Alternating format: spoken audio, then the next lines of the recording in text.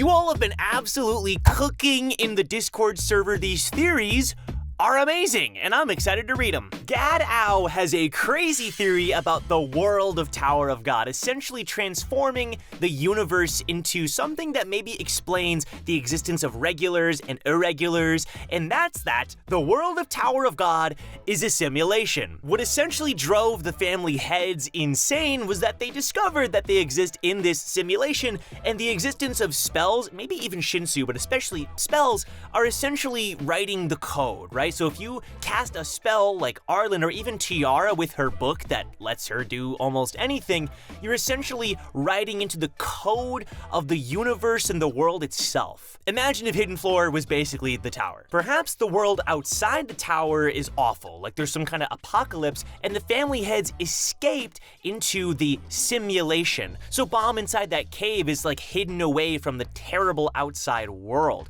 And maybe, we know the family heads erased their own memory, maybe that fact is what is so paramount to all of this. And maybe Jihad's the only one that knows. And maybe that's why the family heads think of everybody else as bugs and so lowly, is even if they forgot about the outside, there's this innate feeling of superiority over Data. Everybody else isn't real like they are. This also explains the existence of the Axes. The Axes aren't just people from the outside, they're actually the code writers. They're the ones responsible for this universe to begin with. Gad describes Pentam as this person that entered just to make things more fun, which is kind of an interesting idea. He's some like edgy code writer.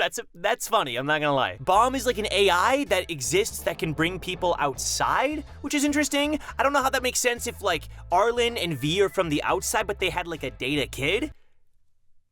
Saying it out loud, kind of interesting. And then guides with their precognition are Data that can essentially read the code of the simulation. This idea is quite fun. I feel as though I can see it happening. Like, I don't think it's true, don't get me wrong, but it's one of those theories that if it did happen, I honestly wouldn't be that surprised. Like, I feel like if there's gonna be a plot twist in Tower of God, it would be something like this that shakes the core of our understanding of the world. So I like the theory a lot, actually. Shu-chan has a quick theory here about the punishment that Jihad received. We know that Gustang says after everything that happened regarding like the memory wiping, and he describes how everybody doesn't remember about the outside and why the reason Jihad stopped climbing, maybe this punishment that Jihad received relates to the fact that he can't have kids.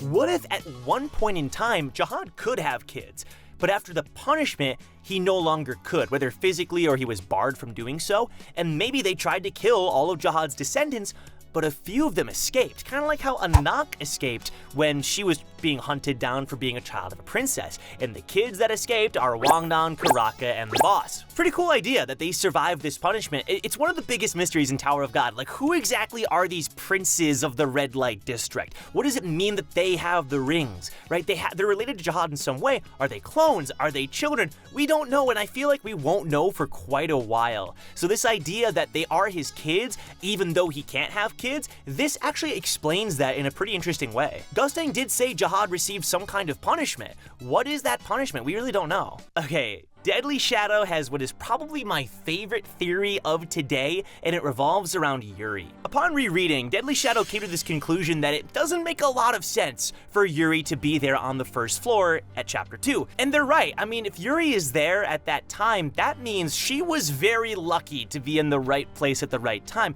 We know that traveling between floors takes a lot of time. We even see that with Yuri and her team trying to get to the second floor to retrieve the Black March. Like, traveling between the floors of the tower is not an easy task, and it seems as though she was almost prepared for Bomb to be there, and almost even prepared to give him the Black March even, and this all connects to a unique circumstance that occurred in Yuri's past, when Pentam massacred Jihad's castle. According to SIU, the only survivor aside from Jihad of that massacre was Yuri, who was a princess at the time. She was much younger, and apparently she even spoke to Pentam. Now, what's interesting about this is that this could explain why she was at the right place at the right time.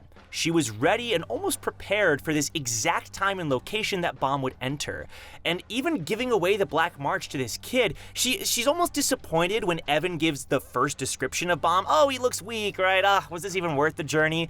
It's almost as though she was ready for that moment. And if she talked to Pentam, perhaps Pentam predicted the future and told Yuri where to be. Because if Yuri wasn't there, let's be real, Bomb dies in chapter 2 or 3, right? Bomb dies, the story ends. There's nothing interesting that happens with Bomb the Irregular unless Yuri is at the right place at the right time. This was essentially the intervention of an Axis that allowed Bomb's story to continue, which we know the Axes are storytellers. The other weird thing about Yuri is that she's a princess who even accepted one of the 13 months, and yet she's very willing to betray Jihad and turn against him, give away one of her weapons. She seems to be kind of going against her own status and title in a way that implies that she may know something that everyone else doesn't. Like, why would she take one of the 13 months if she was willing to betray them? That part is interesting. I'm glad they included that. I feel like that could be explained because Yuri's just impulsive, but if it is because she knew the future in a way, I would love that. Not many people talk about this topic, Yuri being on the first floor right when Bomb entered, so what do you guys think? Drake the Dragon Prince has a theory about Rachel and Arlen. What if, when Arlen left the tower, she tried to find love again, or she got remarried, she had a new family,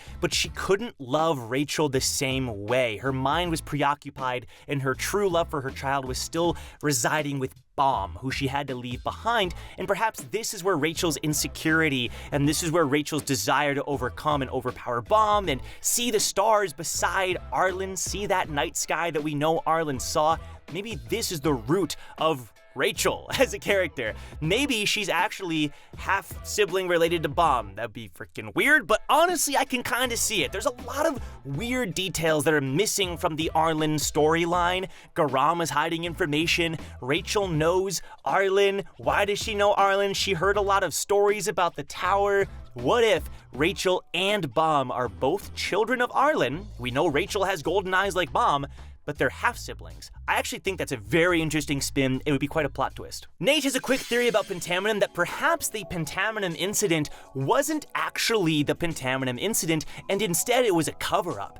Maybe Jihad did something or something went wrong, and this Pentam incident that everyone talks about was sort of a cover story. As it currently stands, it doesn't make sense for Pentam and Axis, this supposed author of the universe or whatever god you want to call them and describe them, enters this world to talk to Yuri and then talk to Jihad and then that's it? Just kind of leaves? What was the point of the massacre? Now again, if our Yuri theory is correct, there could be a point. It's an Axis intervening to kind of tell this interesting story through Bomb.